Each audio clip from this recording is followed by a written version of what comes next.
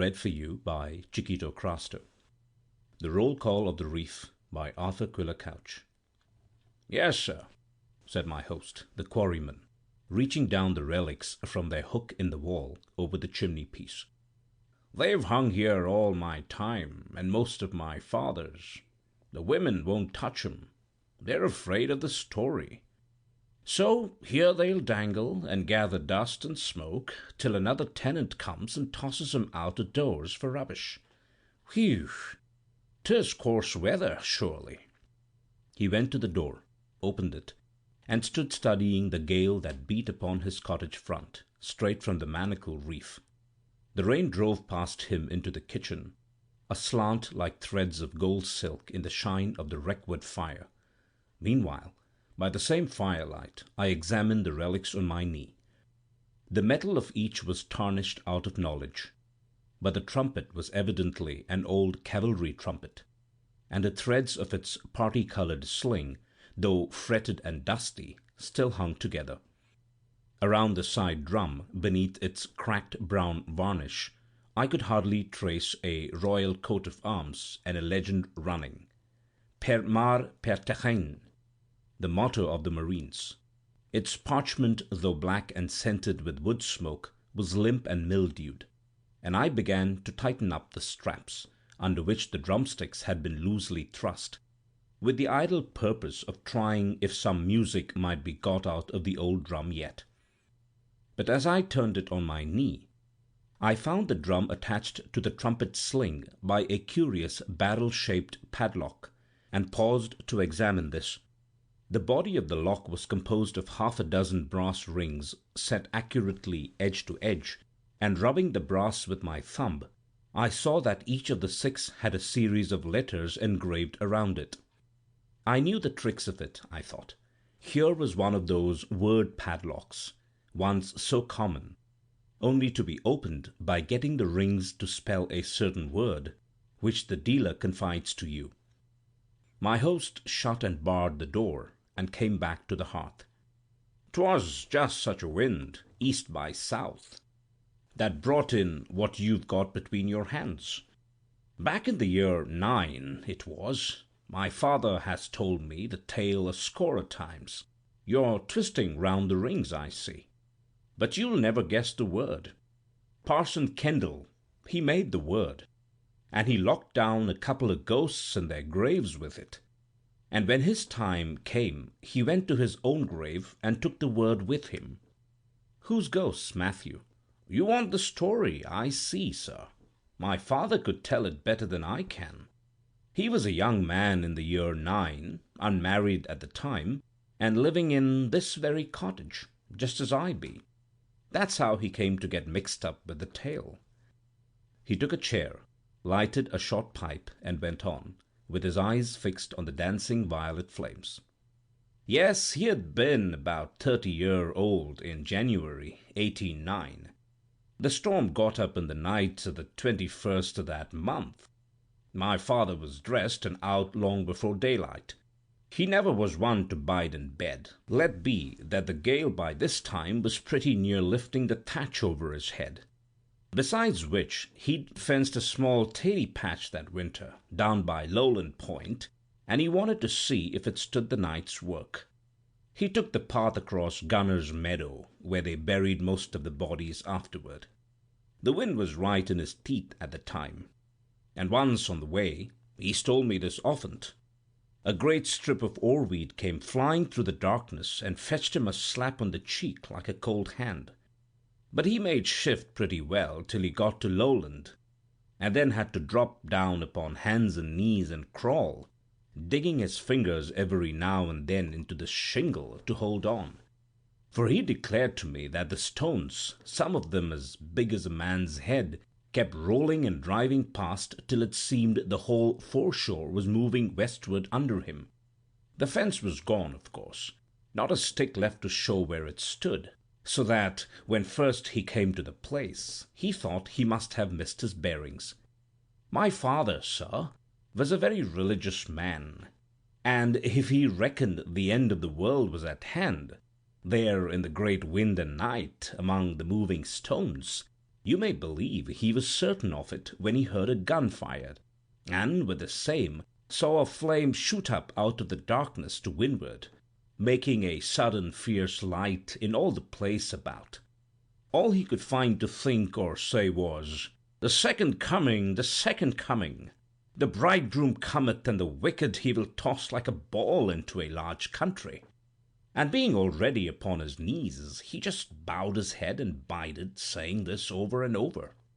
But by and by, between two squalls, he made bold to lift his head and look, and then by the light, a bluish colour 'twas, he saw all the coast clear way to Manacle Point, and off the Manacles, in the thick of the weather, a sloop of war with topgallants house driving stern foremost toward the reef. It was she, of course, that was burning the flare.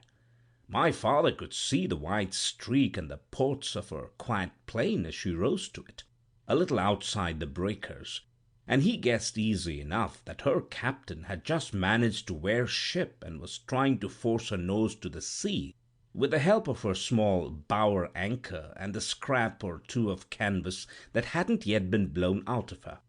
But while he looked, she fell off, giving her broadside to it foot by foot, and drifting back on the breakers around Camp Dew and the Varses. The rocks lie so thick thereabout that 'twas a toss-up which she struck first.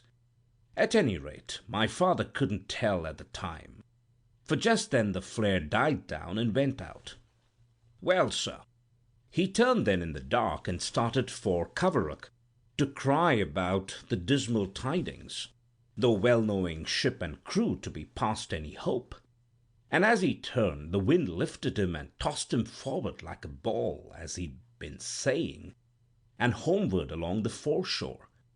As you know, 'tis ugly work, even by daylight, picking your way among the stones there, and my father was prettily knocked about at first in the dark.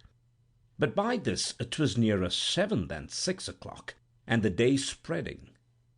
By the time he reached North Corner, a man could see to read print. Howsever, he looked neither out to sea nor toward Coverack, but headed straight for the first cottage, the same that stands above North Corner to-day. A man named Billy Eddy lived there then, and when my father burst into the kitchen bawling, "Wreck! Wreck!" he saw Billy Eddy's wife, Anne, standing there in her clogs with a shawl over her head and her clothes wringing wet. "Save the chap," says Billy Eddy's wife, Anne. "What d'ye mean by crying stale fish at that rate?" "But 'tis a wreck, I tell ye." "I was eaten too, and so has every one with an eye in his head." And with that she pointed straight over my father's shoulder, and he turned, and there, close under Dollar Point, at the end of Coverack town, he saw another wreck washing, and the point black with people like emmets running to and fro in the morning light. While he stood staring at her, he heard a trumpet sounded on board, the notes coming in little jerks like a bird rising against the wind, but faintly, of course, because of the distance and the gale blowing, though this had dropped a little. "She's a transport," said Billy Eddy's wife, Anne, "and full of horse soldiers, fine long men. When she struck, they must have pitched the horses over first to lighten the ship, for a score of dead horses had washed in afore I left, half an hour back. And 3 or 4 soldiers, too, fine long corpses in white breeches and jackets of blue and gold. I held a lantern to one, such a straight young man." My father asked her about the trumpeting. "That's the queerest bit of all. She was burning a light when me and my man joined the crowd down there. All her masts had gone. Whether they carried away or were just cut away to ease her, I don't rightly know. Her keelson was broke under her, and her bottom sagged and stove, and she had just settled down like a sitting hen, just the leastest list to starboard. But a man could stand there easy. They had rigged up ropes across her from bulwark to bulwark, and besides these the men were mustered, holding on like grim death whenever the sea made a clean breach over them. and standing up like heroes as soon as it passed. The captain and the officers were clinging to the rail of the quarter-deck, all in their golden uniforms, waiting for the end, as if 'twas King George they expected. There was no way to help, for she lay right beyond cast-off line, though our folk tried it 50 times. And besides them clung a trumpeter, a whacking big man, and between the heavy seas he would lift his trumpet with one hand and blow a call. And every time he blew the men gave a cheer. "There," she says, "harkee now, there he goes again." But ye won't hear no cheering any more, for few are left to cheer, and their voices weak. Bitter cold the wind is, and I reckon it numbs their grip o' the ropes, for they were dropping off fast with every sea when my man sent me home to get his breakfast. Another wreck, you say? Well, there's no hope for the tender dears, if 'tis the manacles. You'd better run down and help yonder, though 'tis little help any man can give. Not one came in alive while I was there. The tide's flowing, and she won't hold together another hour, they say." Well, sure enough, the end was coming fast when my father got down to the point. 6 men had been cast up alive, or just breathing, a seaman and 5 troopers. The seaman was the only one that had breath to speak, and while they carried him into the town, the word went round that the ship's name was the Dispatch, transport, homeward bound from Corunna, with a detachment of the 7 Hussars that had been fighting out there with Sir John Moore. The seas had rolled her further over by this time and given her decks a pretty sharp slope, but a dozen men still held on. 7 by the ropes near the ship's waist, a couple near the break of the poop, and 3 on the quarter-deck. Of these 3 my father made out one to be the skipper. Close by him clung an officer in full regimentals. His name, they heard after, was Captain Duncanfield. And last came the tall trumpeter. And if you'll believe me, the fellow was making shift there, at the very last, to blow God Save the King. What's more, he got to send us victorious before an extra big sea came bursting across and washed them off the deck, every man but one of the pair beneath the poop. And he dropped his hold before the next wave, being stunned, I reckon. The others went out of sight at once, but the trumpeter, being, as I said, a powerful man as well as a tough swimmer, rose like a duck, rode out a couple of breakers, and came in on the crest of the third.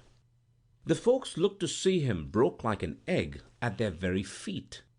But when the smother cleared, there he was, lying face downward on a ledge below them, and one of the men that happened to have a rope round him, I forget the fellow's name, if I ever heard it, jumped down and grabbed him by the ankle as he began to slip back.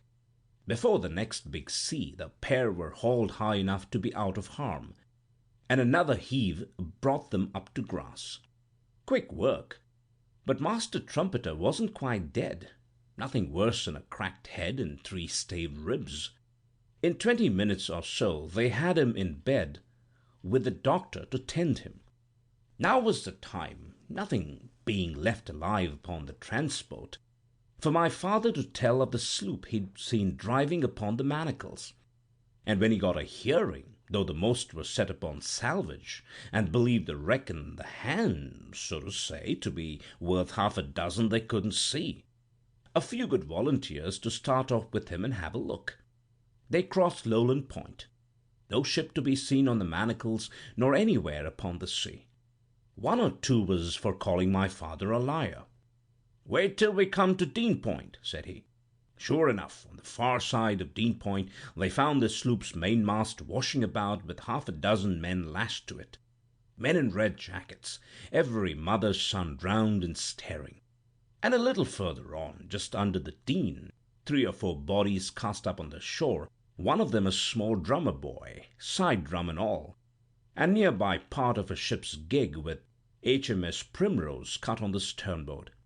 From this point on the shore was littered thick with wreckage and dead bodies, the most of them marines in uniform, and in Godrevie's Cove, in particular, a heap of furniture from the captain's cabin and among it a watertight box not much damaged and full of papers by which, when it came to be examined next day, the wreck was easily made out to be the Primrose, of 18 guns, outward bound from Portsmouth, with a fleet of transports for the Spanish War. 30 sail, I've heard, but I've never heard what became of them. Being handled by merchant skippers, no doubt they rode out the gale and reached the Tagus safe and sound.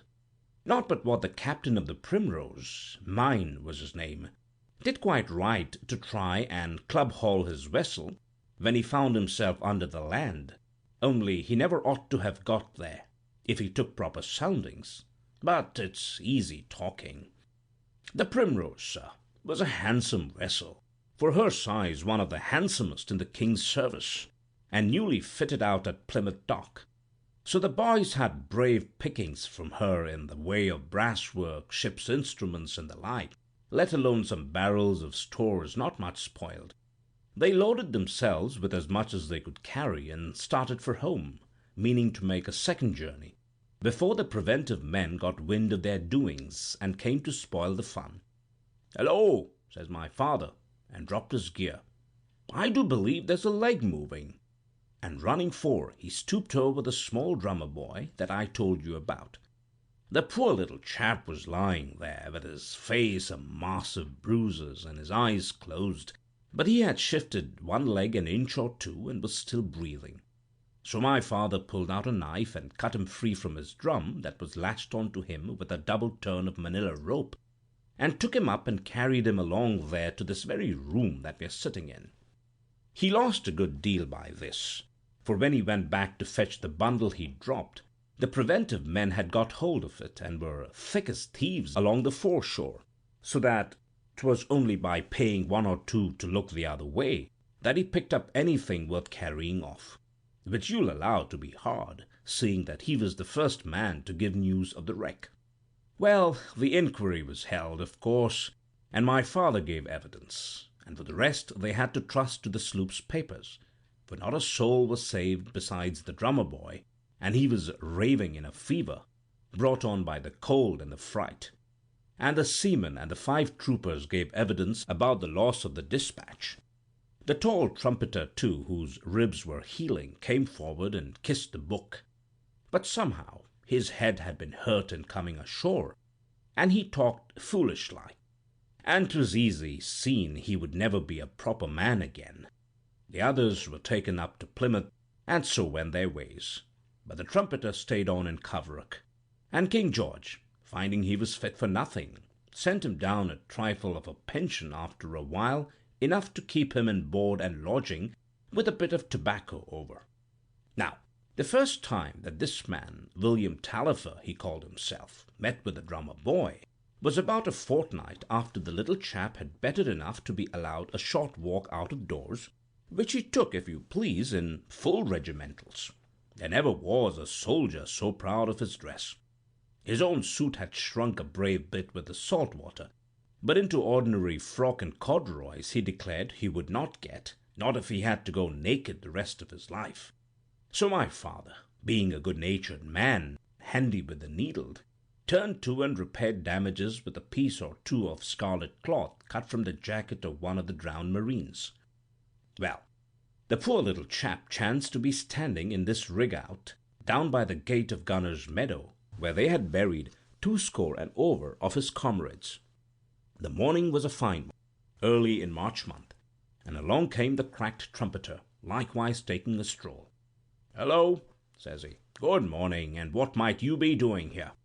"I was a-wishing," says the boy. "I had a pair of drumsticks. Our lads were buried yonder without so much as a drum tapped or a musket fired, and that's not Christian burial for British soldiers." "Phut!" says the trumpeter, and spat on the ground. "A parcel of marines." The boy eyed him a second or so, and answered up.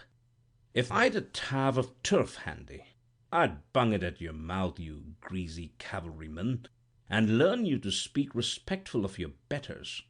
The marines are the handiest body of men in the service." The trumpeter looked down on him from the height of 6 foot 2 and asked, "Did they die well?" "They died very well." There was a lot of running to and fro at first, and some of the men began to cry and a few to strip off their clothes.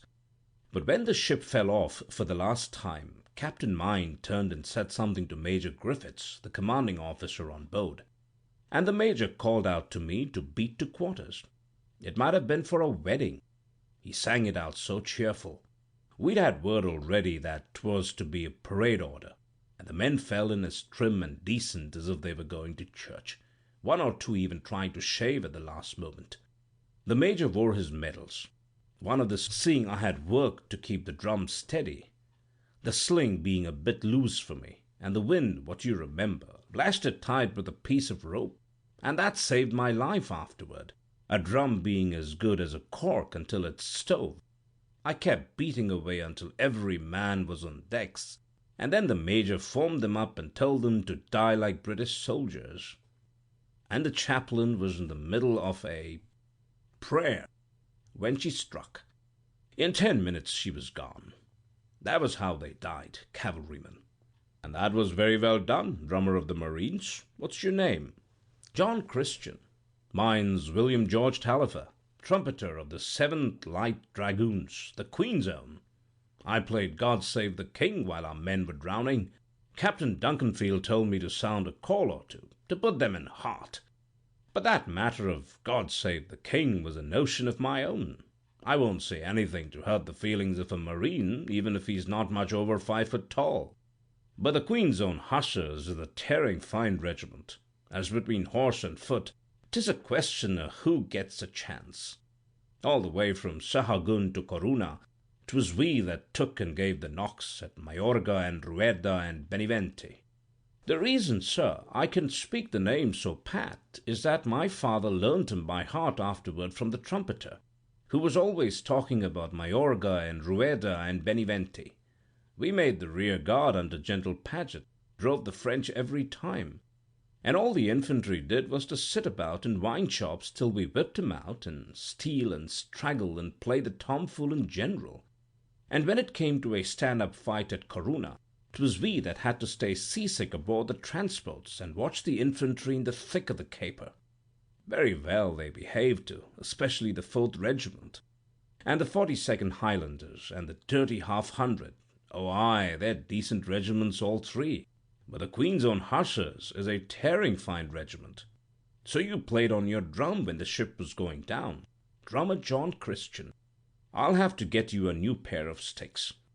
The very next day the trumpeter marched into Helston and got a carpenter there to turn him a pair of boxwood drumsticks for the boy. And this was the beginning of one of the most curious friendships you ever heard tell of. Nothing delighted the pair more than to borrow a boat of my father and pull out to the rocks where the Primrose and the Dispatch had struck and sunk. And on still days 'twas pretty to hear them out there off the manacles, the drummer playing his tattoo, for they always took their music with them, and the trumpeter practicing calls and making his trumpet speak like an angel. But if the weather turned roughish, they'd be walking together and talking. Leastwise the youngster listened while the other discoursed about Sir John's campaign in Spain and Portugal, telling how each little skirmish befell, and of Sir John himself and General Baird and General Paget and Colonel Vivian, his own commanding officer, and what kind of men they were, and of the last bloody stand-up at Corunna, and so forth, as if neither could have enough. But all this had to come to an end in the late summer, for the boy, John Christian, being now well and strong again, must go up to Plymouth to report himself. 'Twas his own wish, for I believe King George had forgotten all about him. But his friend wouldn't hold him back. As for the trumpeter, my father had made an arrangement to take him on as lodger, as soon as the boy left, and on the morning fixed for the start, he was up at the door here by 5 o'clock, with his trumpet slung by his side, and all the rest of his belongings in a small valise. A Monday morning it was, and after breakfast he had fixed to walk with the boy some way on the road toward Helston, where the coach started. My father left them at breakfast together, and went out to meet the pig, and do a few odd morning jobs of that sort. When he came back, the boy was still at table, and the trumpeter sat with the rings in his hands, hitched together just as they be at this moment. "Look at this," he says to my father, showing him the lock. "I picked it off a starving brass worker in Lisbon, and it is not one of your common locks that one word of 6 letters will open at any time. There's genius in this lock, for you've only to make the ring spell any 6-letter word you please and snap down the lock upon that, and never a soul can open it, not the maker even, until somebody comes along that knows the word you snapped it on. Now Johnny here's goin', and he leaves his drum behind him, for though he can make pretty music on it, the parchment sags in wet weather, by reason of the sea-water getting at it. And if he carries it to Plymouth, they'll only condemn it and give him another. And as for me, I shan't have the heart to put lip to the trumpet any more when Johnny's gone. So we've chosen a word together and locked 'em together upon that. And by your leave, I'll hang 'em here together on the hook over your fireplace. Maybe Johnny'll come back, maybe not. Maybe if he comes, I'll be dead and gone, and he'll take 'em apart and try their music for old sake's sake. But if he never comes, nobody can separate them, for nobody besides knows the word. And if you marry and have sons, you can tell 'em that here are tied together the souls of Johnny Christian, drummer of the Marines, and William George Tallifer, once trumpeter of the Queen's Own Hussars, our men." With that, he hung the 2 instruments upon the hook there, and the boy stood up and thanked my father and shook hands, and the pair went out of the door toward Helston. Somewhere on the road they took leave of one another. Nobody saw the parting, nor heard what was said between them. About 3 in the afternoon the trumpeter came walking back over the hill, and by the time my father came home from the fishing, the cottage was tidied up and the tea ready and the whole place shining like a new pin. From that time, for 5 years, he lodged here with my father, looking after the house and tilling the garden, and all the while he was steadily failing, the hurt in his head spreading in a manner to his limbs. My father watched the feebleness growing on him, but said nothing, and from first to last neither spake a word about the drummer John Christian, nor did any letter reach them, nor word of his doings. The rest of the tale you're free to believe, sir, or not, as you please. It stands upon my father's words, and he always declared he was ready to kiss the book upon it, before judge and jury. He said, too, that he never had the wit to make up such a yarn, and he defied anyone to explain about the lock in particular by any other tale. But you shall judge for yourself. My father said that about 3 o'clock in the morning, April 14th of the year 14, he and William Tallifer were sitting here, just as you and I, sir, are sitting now. My father had put on his clothes a few minutes before, and was mending his pillar by the light of the horn lantern, meaning to set off before daylight to haul the trammel. The trumpeter hadn't been to bed at all. Toward the last he mostly spent his nights and his days too dozing in the elbow chair where you sit at this minute. He was dozing then, my father said, with his chin dropped forward on his chest, when a knock sounded upon the door, and the door opened, and in walked an upright young man in scarlet regimentals. He had grown a brave bit, and his face the colour of wood ashes, but it was the drummer John Christian. Only his uniform was different from the one he used to wear, and the figures 38 shone in brass upon his collar. The drummer walked past my father as if he never saw him, and stood by the elbow chair and said, "Trumpeter, trumpeter, are you one with me?" And the trumpeter just lifted the lids of his eyes and answered, "How should I not be one with you, drummer Johnny? Johnny boy, if you come, I count; if you march, I mark time, until the discharge comes." "The discharge has come tonight," said the drummer, "and the word is Corunna no longer." And stepping to the chimney place, he unhooked the drum and trumpet, and began to twist the brass rings of the lock, spelling the word aloud, so, Coruna. When he had fixed the last letter, the padlock opened in his hand. "Did you know, trumpeter, that when I came to Plymouth, they put me into a line regiment?" "The 38 is a good regiment," answered the old hussar, still in his dull voice. "I went back with them from Sahagun to Corunna. At Corunna they stood in General Fraser's division, on the right, They behaved well. But I'd fain see the marines again, says the drummer, handing him the trumpet. And you shall call once more for the Queen's own. Matthew, he says suddenly, turning on my father. And when he turned, my father saw for the first time that his scarlet jacket had a round hole by the breastbone, and that the blood was welling there. Matthew, we shall want your boat. Then my father rose on his legs like a man in a dream, while they two slung on, the one his drum and the other his trumpet. He took the lantern and went quaking before them down to the shore, and they breathed heavily behind him. And they stepped into his boat, and my father pushed off. Row you first for Dollar Point, says the drummer. So my father rowed them past the white houses of Coverack to Dollar Point, and there at a word lay on his oars. And the trumpeter William Tallifer put his trumpet to his mouth and sounded the reveille. The music of it was like rivers running. They will follow, said the drummer. Matthew, pull you now for the manacles. So my father pulled for the manacles, and came to an easy close outside Carn Du. And the drummer took his sticks and beat a tattoo, there by the edge of the reef, and the music of it was like a rolling chariot. That will do, says he, breaking off. They will follow. Pull now for the shore under Gunner's Meadow. Then my father pulled for the shore, and ran his boat in under Gunner's Meadow. And they stepped out, all three, and walked up to the meadow. By the gate the drummer halted, and began his tattoo again, looking out toward the darkness over the sea. And while the drum beat, and my father held his breath, there came up out of the sea and the darkness a troop of many men, horse and foot, and formed up among the graves. And others rose out of the graves and formed up. Drowned marines with bleached faces, and pale hussars riding their horses, all lean and shadowy. There was no clatter of hoofs or accoutrements, my father said, but a soft sound all the while, like the beating of a bird's wing, and a black shadow lay like a pool about the feet of all. The drummer stood upon a little knoll just inside the gate, and beside him the tall trumpeter with hand on hip watching them gather, and behind them both my father, clinging to the gate.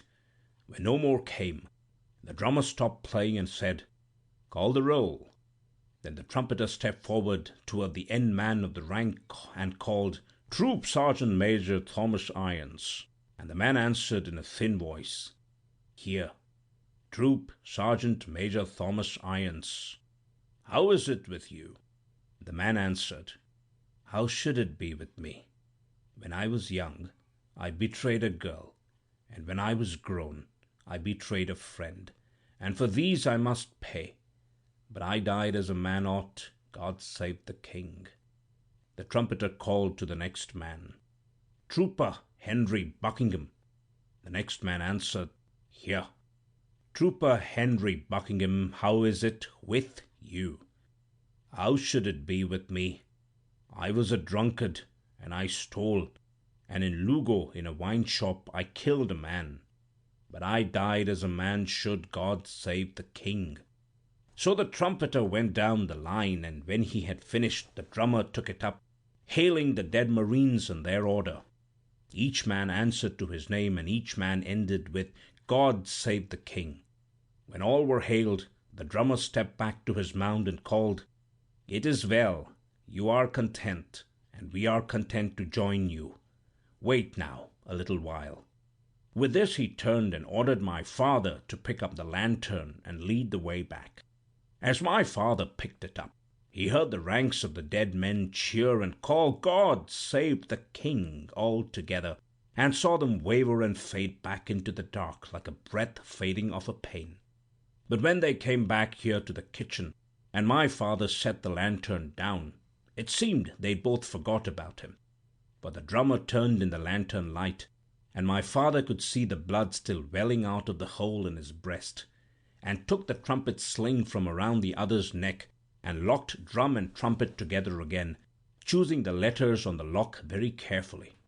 While he did this, he said, "The word is no more Corunna, but Bayonne. As you left out an N in Corunna, so must I leave out an N in Bayonne. and before snapping the padlock he spelt out the word slowly, Bayone. After that he used no more speech, but turned and hung the two instruments back on the hook, and then took the trumpeter by the arm, and the pair walked out into the darkness, glancing neither to right nor left. My father was on the point of following when he heard a sort of sigh behind him, and there, sitting in the elbow chair, was the very trumpeter he had just seen walk out by the door. If my father's heart jumped before, you may believe it jumped quicker now. But after a bit he went up to the man asleep in the chair and put a hand upon him. It was the trumpeter in flesh and blood that he touched, but though the flesh was warm, the trumpeter was dead. Well, sir, they buried him 3 days after, and at first my father was minded to say nothing about his dream, as he thought it. But the day after the funeral he met Parson Kendall coming from Helston Market, and the parson called out, "Have ye heard the news the coach brought down this morning?" "What news?" says my father. "Why, that peace is agreed upon." "None too soon," says my father. "Not soon enough for our poor lads at Bayonne," the parson answered. "Bayonne!" cries my father with a jump. "Why, yes." And the parson told him all about a great sally the French had made on the night of April 13th. "Do you happen to know if the 38th Regiment was engaged?" my father asked. "Come now," said Parson Kendall, "I didn't know you were so well up in the campaign, but as it happens, I do know that the 38th was engaged, for 'twas they that held the cottage and stopped the French advance." Still my father held his tongue, and when a week later he walked in Helston and bought a Mercury of the Sherborne rider, and got the landlord of the Angel to spell out the list of killed and wounded, sure enough, there among the killed was drummer John Christian of the 38th Foot. After this there was nothing for a religious man but to make a clean breast. So my father went up to Parson Kendall and told the whole story. The parson listened and put a question or two, and then asked, "Have you tried to open the lock since that night?" "I haven't dared to touch it," says my father. "Then come along and try." When the parson came to the cottage here, he took the things off the hook and tried the lock. "Did he say Bayonne? The word has 7 letters. Not if you spell it with one N as he did," says my father. Parson spelt it out, Bayone. "Phew," says he, for the lock had fallen open in his hand. He stood considering it a moment, and then he says, "I tell you what, I shouldn't blab this all round the parish if I was you. You'd get no credit for truth-telling, and a miracle's wasted on a set of fools. But if you like, I'll shut down the lock again upon a holy word that no one but me shall know, and neither drummer nor trumpeter, dead or alive, shall frighten the secret out of me." "I wish to heaven you would, parson," says my father. Parson chose the holy word there and then, and shut the lock back upon it, and hung the drum and trumpet back in their place. He is gone long since, taking the word with him. And till the lock is broken by force, nobody will ever separate those two. End of The Roll Call of the Reef by Arthur Quiller-Couch. Read for you by Chiquito Crasto, Birmingham, Alabama.